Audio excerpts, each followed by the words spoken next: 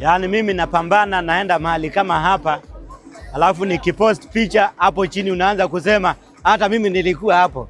Ati hiyo mahali najua. Unajua unataka kuonyesha watu ati sio mimi peke yangu.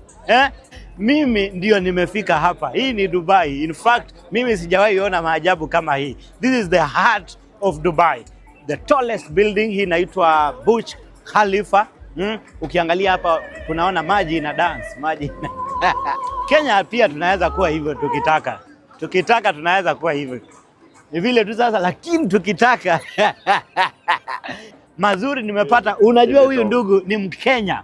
Huyu ni Mkenya. Na wacha nikwambie kitu anafanya. Imagine, kwa sababu Dubai hakuna chakula cha Kenya. Ameamua kuletea Wakenya chakula hapa.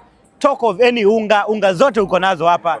Ndengu, nini, uko nazo hapa. Anaitwa Eurogulf. Yeye ndio CEO. Mtu yeyote wa Dubai hawezi sema ati sikulangi chakula ya Kenya kwa sababu haiko.